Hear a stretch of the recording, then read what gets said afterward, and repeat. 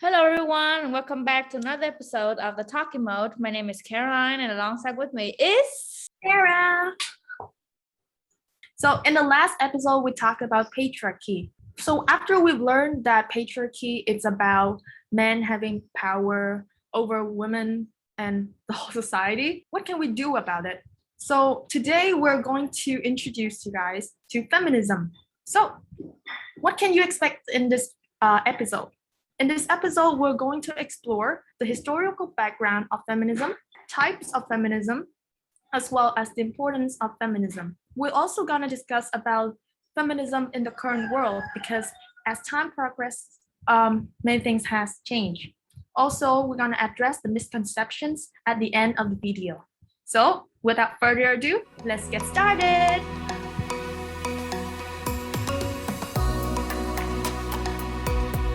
Okay, so first question, what is feminism? Well, feminism is the belief in equality, basically social, economic, political equality for women. So yes, it's not a fight against men. That's what many people may misunderstand feminism for. They think that feminism is, fighting against men, but actually it's not. It's just fighting for the equality of women, fighting for the fact that women should have equal rights as their counterparts. Yeah, so that's basically it. So now we will talk a little bit about the historical background of feminism. To be specifically, is the 4 different waves of feminism throughout history. So when it all started, so it's back in 1848 with the watershed event that is called Seneca Falls Convention. So the Seneca Falls Convention is heralded as a birthplace of American feminism. Like I said, in this convention, they discussed the social civil rights of women, and one of the activists and leader was Elizabeth Cady Stanton, drafted the Declaration of Sentiments, which calls for women's equality and suffrage, which is the right to vote. So that is the beginning of it all. Since then, women have continued to fight for feminism, but it started with voting rights because without the power, voting is a political right. It's also an inherent right that women should have to take control, to be also in charge of the society themselves. So Caroline, what about the second wave of feminism? The first wave of feminism is about fighting for women's right to vote, but obviously there are some drawbacks to that. There are some limitations. So back then, like people of color were disregarded as subclass, as inferior, and so therefore white women, they were granted the rights to vote first, but then after that 45 years later, people of color or women of color would then be granted the right to vote. So it is not a permanent, a definite, or immediate action that grant rights, that the rights to vote for every woman. It started with white women.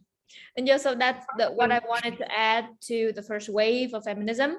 And so the second wave of feminism encompassed more issues such as pay equality, reproductive rights, female sexuality, and domestic violence. And many of these goals were achieved through legislation, policies, and important, of course, court decisions. Even though the second wave of feminism made some attempts to regard the problem of racial justice, it remained a lesser priority than gender. So back then, people, they didn't regard class and race as primary issues. They were regarded as secondary issues, and some occasions they were not considered at all. So even though we made an impact with the second wave feminism, class and race and all the problem regarding that realm was not considered important, was not considered prevalent or necessary to society. Yes. Let's move on to the third wave of feminism. Right. So the third wave feminism started in the 1990s with an attempt to redefine feminism. So what does that mean? Because feminism, as in the first wave, it's still has its own between white and black people. And also with the second wave of feminism, that problem has been lessened, but it's not um, totally right yet, because people still have a lot of people are not sure about, whether what constitute feminism. And so third wave feminism, it helps to make like feminism more inclusive and more intersectional, so to allow women to define what being a feminist means to themselves, rather than just fighting just for their rights, for like voting or any other specific thing. It's like, so basically it's more personal in a way. Yes, so intersectionality, it's like it's the term that is first coined when the third wave feminism started. Yes, so it includes more people, it involves more parties to take part in fighting for equality. And then the fourth wave feminism is recently, it started around 2012. And also, that said, the fourth wave of feminism is seen as characterized by action-based campaigns, protests, and movements like the Me Too movement. And it is focused on advancing from the fringes of society into the headlights of our everyday news. So that's when feminism became, I would say, familiar to ordinary people through means of medias like news, social media, or like other forms of media. So the fourth wave feminism also focuses on kind of promoting more queer, sex positive, trans inclusive, body positive, and digitally different, and digitally driven. And also this scenario, or all of these terms have also been mentioned or have also been coined in the third wave. But back then they were just started. And I think that the fourth wave really emphasized on the inclusivity, like we mentioned about including people of any gender, like for women, transgender, cisgender, binary woman, like every single type of woman. And they focus and they strive for intersectionality and inclusivity. And that is the fourth wave of feminism. So those are the four prominent waves of feminism, because so many people don't really consider waves of feminism right now, because they think that when we refer to wave as in like trend, it feels like women inactively fight for their rights. So as we progress to the current situation as in now, people are leaning towards more like personal individuality in feminism movement and stuff. So it doesn't have to be a specific thing. They don't have to fight for a little like voting rights or any specific, but it's more about the mindset, about their body positivity, in their own ways. Okay, so now that we have delved a little bit into the historical background of feminism, I think it's also important that we learn about the types of feminism, because even though we share the same goals, but there exist many types of feminism. Caroline, what are some of the popular types of feminism that you know of?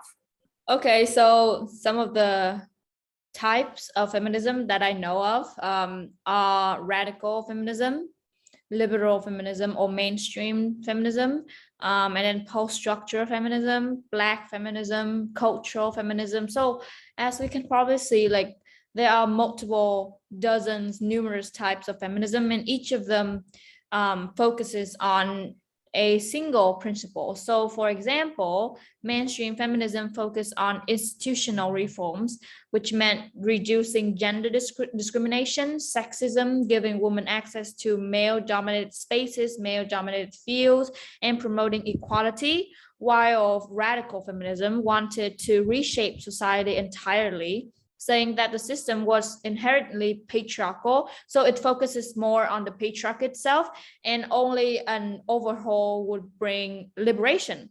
So it also resisted the belief that men and women were basically the same. And of course, there are multiple other practices of feminism. And those are the types that I know of and I hear frequently in my day-to-day basis, my day-to-day life. Yes. What about you? Okay, so now that we've learned, now that Caroline told us that there are many types of feminism, I kind of question whether in advancing the same cause, well, all feminists are part of the feminism movement. So basically, in advancing to the same cause, but like there are types of feminists that hold different mindsets, different mindsets with other types of feminists. So is this a positive thing, or do they cancel each other out? What do you think, Caroline? Okay, that's a hard question. But I think even though we have multiple different types of feminism, their same objective, their same goal is to achieve equality for women. And so I think that even if they have opposing ideas, ideas that are conflicted with each other, I don't think that's necessarily a bad thing at all. Because within conflict, will we find like another way? I believe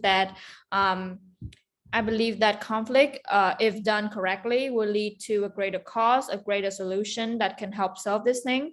But again, but like circling back to the question of, I think that the fact that each type of feminism, like I mentioned, tackles a different problem, I think that that results in the problem of gender equality being solved completely in all areas of our lives.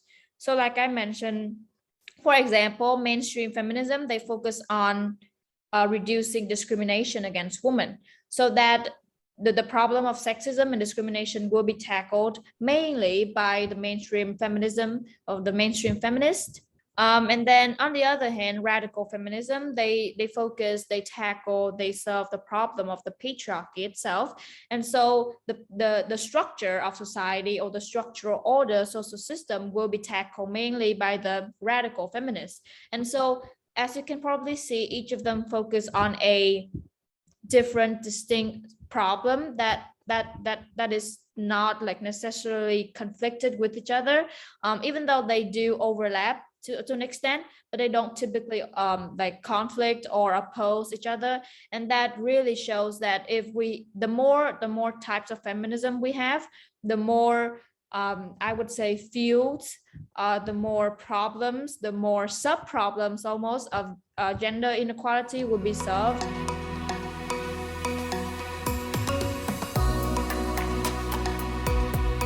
Okay, so yes, I totally agree. Like each feminism holds different viewpoints, but are fighting for a specific goals in their, you know, a specific goal. They have a different objectives, but in the end, gonna it's all gonna uh pave the way for equality and equity within, between genders. And I think that it's important to note that while maybe you consider yourself as a mainstream, as a liberal feminist, and another person consider themselves as a radical feminist, it's important to note the differences and we respect it, because different methods does not mean that it has to cancel each one out. And so I think that, as we're all as feminists, and I think that it's best that we support each other and we research into different types to know what they are gonna do, to know why they differ. But in the long run, all the efforts goes into advancing the same cause. Okay, so moving on, we will talk about the importance of feminism. And so, why feminism is important, why fighting for gender equality, fighting for women's rights is important. Sarah. The most obvious answer to this question is that we define feminism as equality. And what's best for the world other than achieving equality among the sexes? Well, you may think that having a dominant gender in a society could help, that there's a leader, but that's not what you call a leader in terms of having a specific gender ruling the rest. So I think that while women have the same capacity, have the same, they have the intelligence, they have the mind, that it's not lower, that it's not considered as a subclass to men, then why shouldn't we paved the way for, like, why should we fight for equality, right? So that given us all the same equalities for both boys and girls, men and women to thrive. So that's, I think it's a very obvious. Although some people would ask that, you know, it's actually some people don't even recognize that we're living in the world where the scale is leaning onto one, like the other sex, more than us, because we feel like it's okay, you know, like, you know, we're achieving this is okay. We don't ask for more.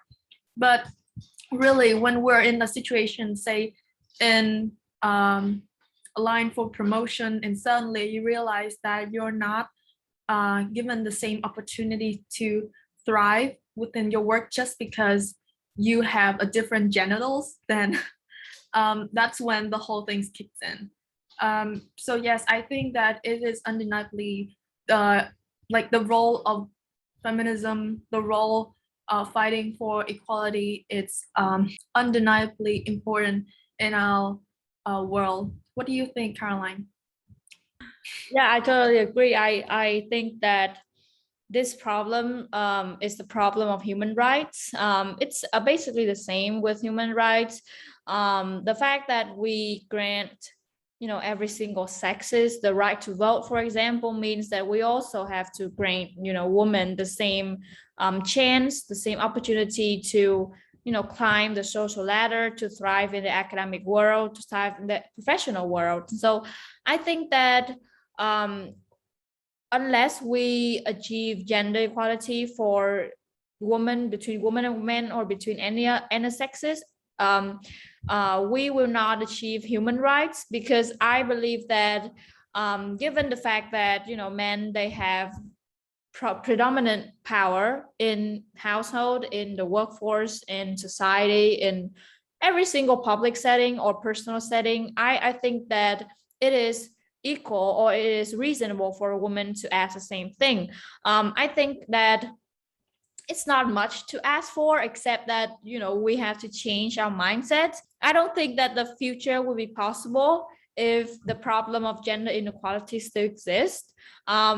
Because obviously, if I think we should focus on more important issues like global change, climate change, or, you know, saving the earth, or fighting for racial discrimination, than, you know, focusing on gender inequality. Because I think that even though it is a big problem, but I don't think it shouldn't have existed in the first place, because, you know, the fact that we are born as human on this earth means that we should be granted with equal rights as any other people, as any other person, regardless of race. And that goes the same way, the same thing for racial discrimination, having the different skin tone, complexions, race, ethnicities, a religion almost. I think that we should be accepted.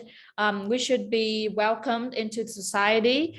Okay, and obviously, like, there are many problems with feminism. Like we mentioned, the current trend of feminism being commercialized, being, I would say, labeled into something that it is not, using for promotion, using for like personal gains.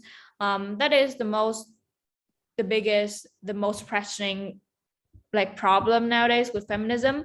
But I think that, again, everything has problem, everything is flawed, everything is not perfect, obviously. And so our job is to obviously reflect and really consider if we want to become a feminist. I think that everyone should become a feminist. The criteria of becoming a feminist shouldn't be, you know, a long list of bullet points. You know, you have to be this and that, you have to achieve this and that, you have to be financially established or something. It's the problem, it's simply the problem of whether or not you believe in equality, and whether or not you realize the problem of inequality. Because like we mentioned in the beginning, so many people, they don't realize that they are in a superior inferior kind of society. And some occasion they don't even realize that they are being oppressed, they are being taken advantage of. And so I really think that it always comes down to personal reflection and personal realization, as always. And that's also why the feminist movements nowadays in the current ages, they are not focused on, movements. They are not so big as a collective power. Obviously there is a collective power, but don't get me wrong, but like they are not organized as big protests or big movements, big campaigns. They are just simply personal protests, personal individual people raising their voice, raising their concern, raising their demands about feminism and achieving equality for all, basically. Yes. I think that like women inequality basically have detrimental effects to both the men. So, right, like if you consider about it, living in a world where men like is the predominant gender that holds the keys to every aspects of life. But the thing is, they want the world to thrive too. But then, how is it gonna grow if the half of the world is uneducated?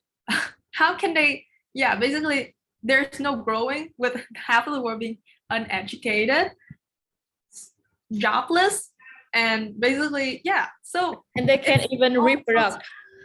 Yeah, so there's like, so basically if you treated women as slaves, as a baby maker, or like, well, I mean, imagine if the woman give birth to a girl, to a daughter, then would it add to the burden of the society if you consider yourself so great? I think that it also sounds to very obvious, yet something that people don't really realize. People just think that men has the strength, they had the everything in the world to advance, but no, you need, in order to move towards a sustainability, you cannot leave anyone behind, and that means women too. So yes, together, if we fight for what's inherently what inherently humans rights, then it's also advancing both of our cause. We want equality as well as economic success or political rights or anything basically. Again, one more thing. I think, again, repeating the point that I mentioned earlier, I really think that we should be talking about more important issues, like more the issues that regard the humankind survivals, like the future and stuff, like we mentioned, but not be, not talk about, not spend more, like most of our time talking about feminism. I think that the world could be better if, women and men or any other sexes, they live an equal life to each other, rather than, a world where there are constant protests, there are constant movements, there are constant conflicts with each other.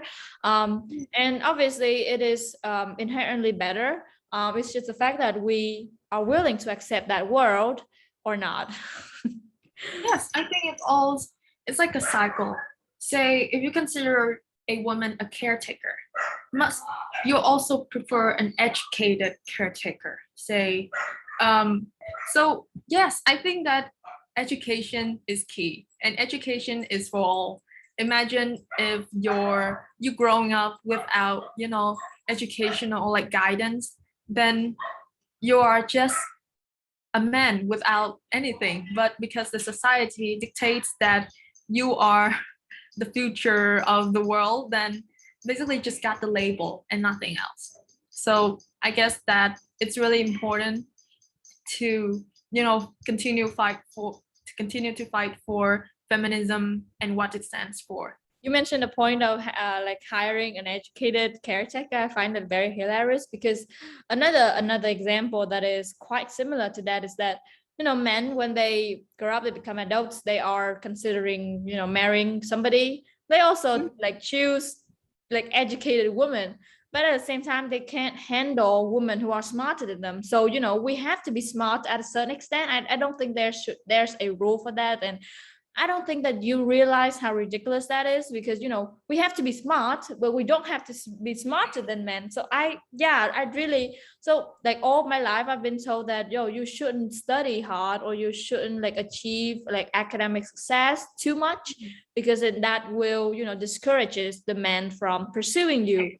And I don't think that's a problem. Yeah, I heard that, you're a girl. If you study too much, then you cannot marry anyone because we're usually so smart and Yeah, like but it like sounds smart, funny. yeah, but like smart men, they will want smart women. But that But woman not as might not smart be as us. smarter than. Oh my God, that's so like confusing. As we discussed, you can see the irony, right? The irony between whether the importance of feminism, should this question exist anymore? It's right there, right? So as we discussed, I think that there's nothing to discuss because it's right there.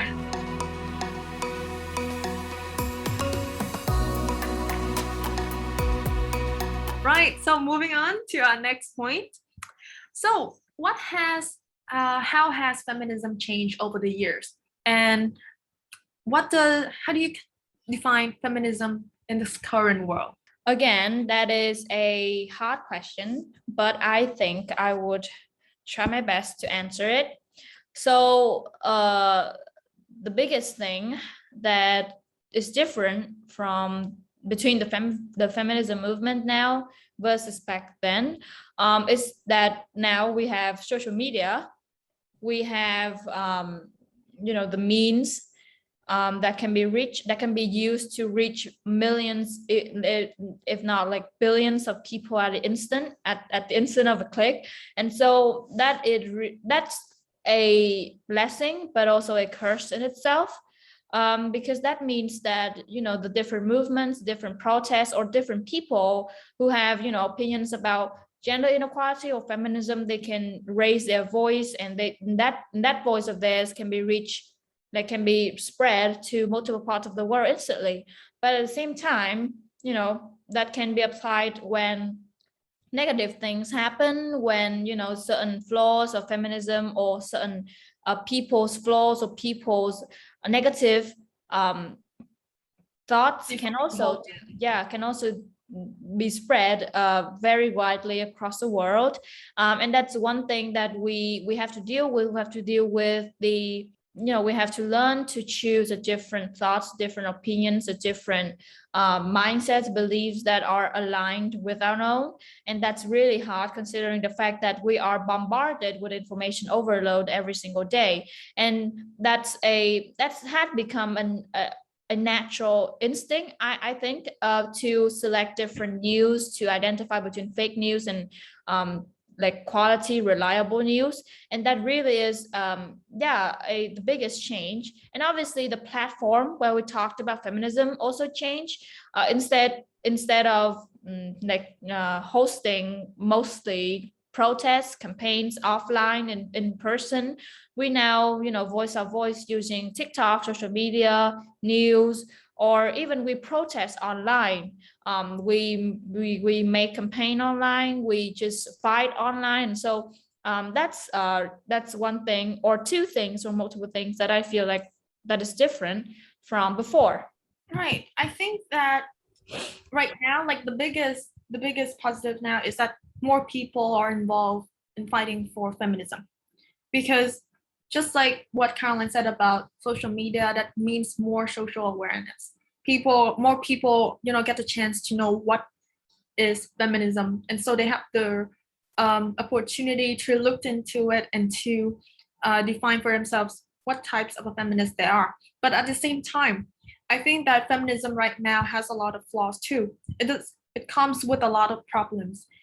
Take an example how we fight for positive image, body image, but at the same time, like we're living in the world where social media has, but social media basically controls us with images of people specifically looking like this. So at the same time, we're fighting for diverse body image, but we're narrowing it down to a specific kind of body, skinny, thin, or like when we listen to a figure saying, like a white figure, advocating for feminism, and so that's all we think that there is. So feminism belongs to the white figure, and everything she says is correct.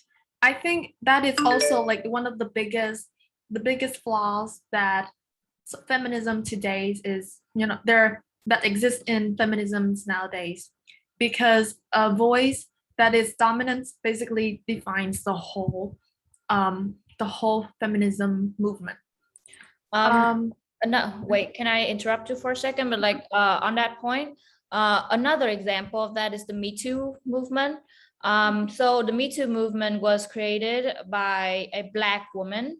But obviously when she tweeted that on Twitter, the hashtag Me Too, it was not recognized. It went unnoticed pretty much. But then years later, when a white singer or actress or within the entertainment industry, she tweeted again that the hashtag Me Too movement. That was when it gone viral, and that was when many people knew of the Me Too movement, and that was when it became a thing, a movement. But many people, they don't know that actually that hashtag belonged to a person of color, a woman of color, and that just show that we select the opinions that we listen to, but based on our own biases, our own like we prejudices. filter Yeah, everything out. Yeah. filter. Yeah. So yeah, on the same note, I think as with the campaign like Me Too campaign, people are trying to use this as a clickbait. Say they are exploiting people's stories just to make the headlines, just to say how women are doing this, but it's just a clickbait and nothing like that. People are still hurt. People are unprivileged. They still experience the pain of going through such traumatic experience. But the news, they're basically abusing this whole thing to to write news. Um, I think yes, because comes with social awareness. It means that people could also kind of distort everything too. Now that now that we're bombarded with a lot of information, and also misleading ones too. Another point is that I think that this is very, very detrimental to the feminist movement itself. Is that, well, um, feminism is becoming a catchphrase kind of term. It's like it's becoming a catch-all term for women's rights, and people instantly label themselves as feminists. And what is so detrimental about this? And that is, I think that when you are a woman and you label yourself as that, it doesn't means it doesn't necessarily means that you fight for equality.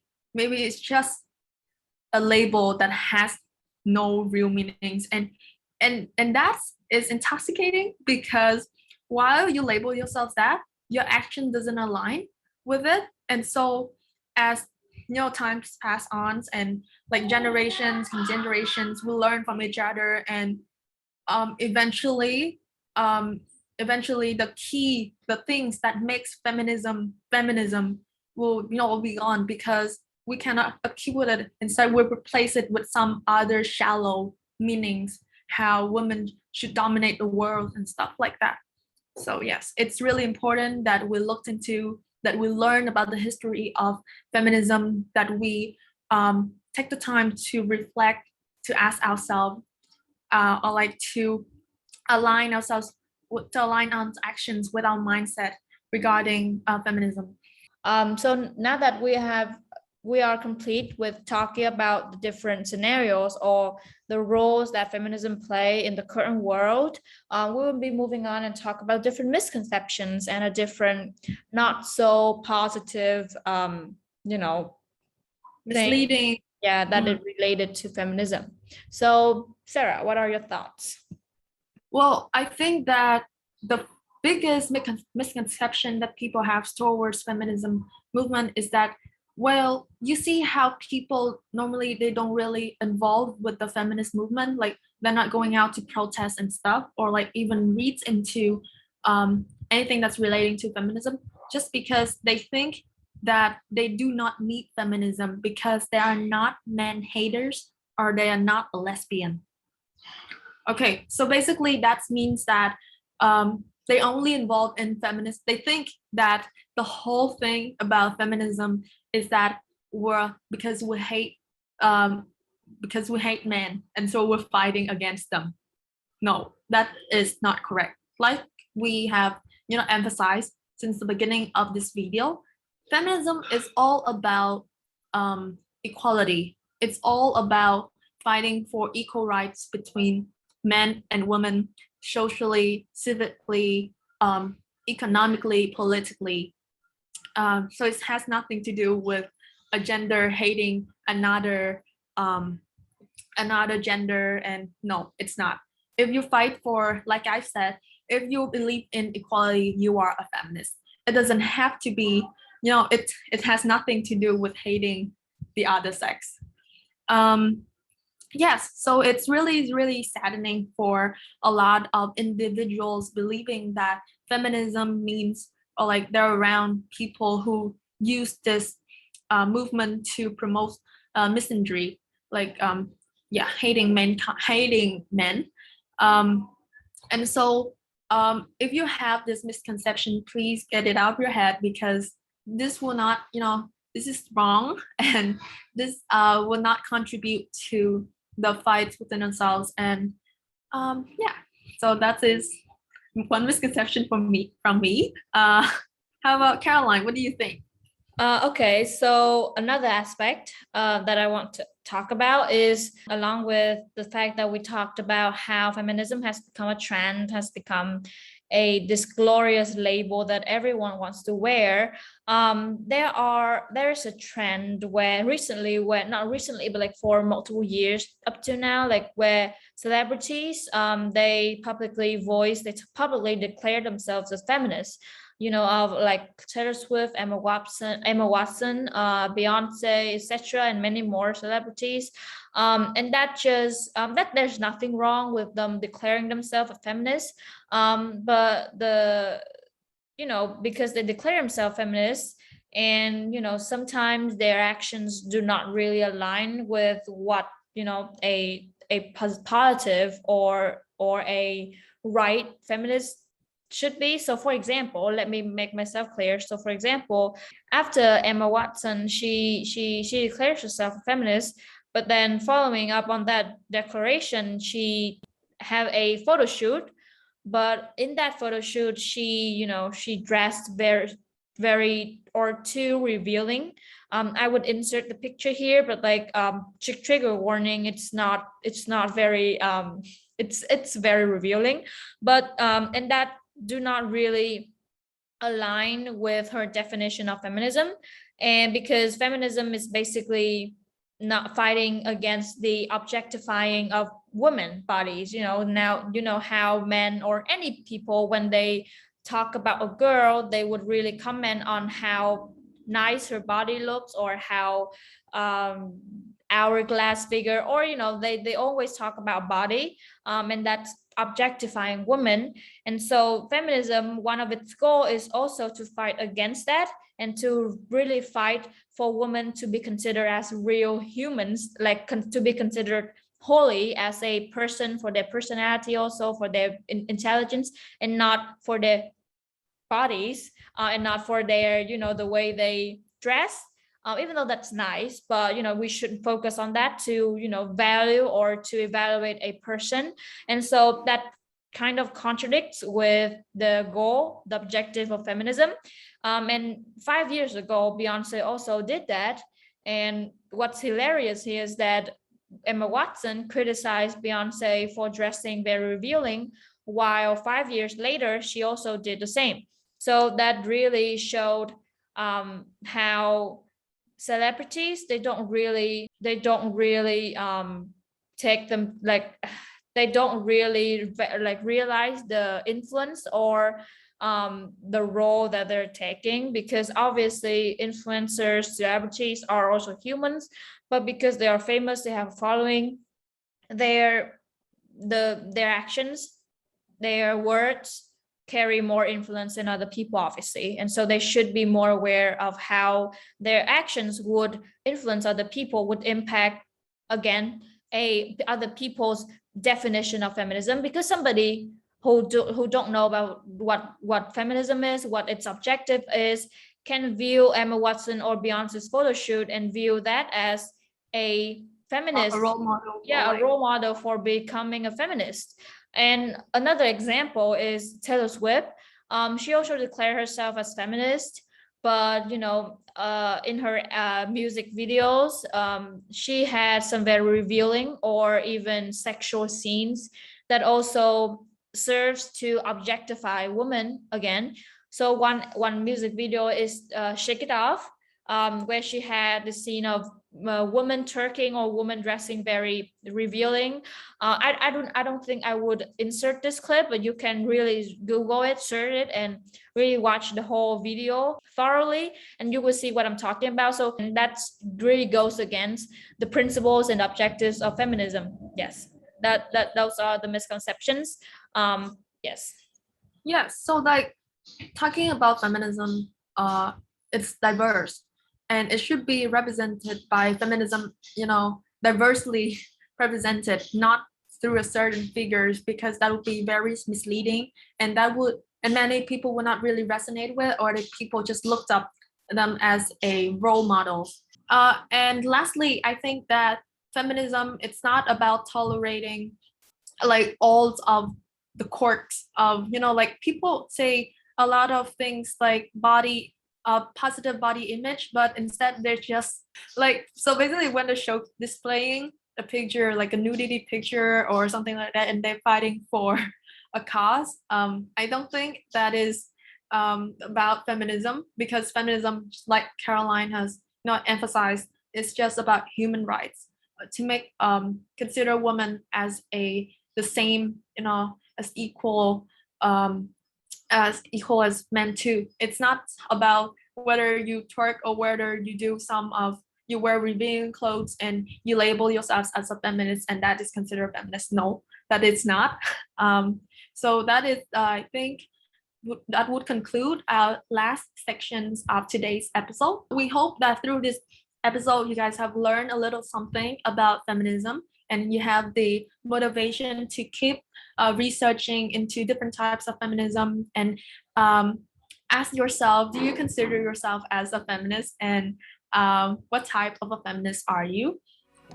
So yes, I think that's a wrap on today's episode. Stay tuned, Stay safe, and stay awesome. awesome. Bye.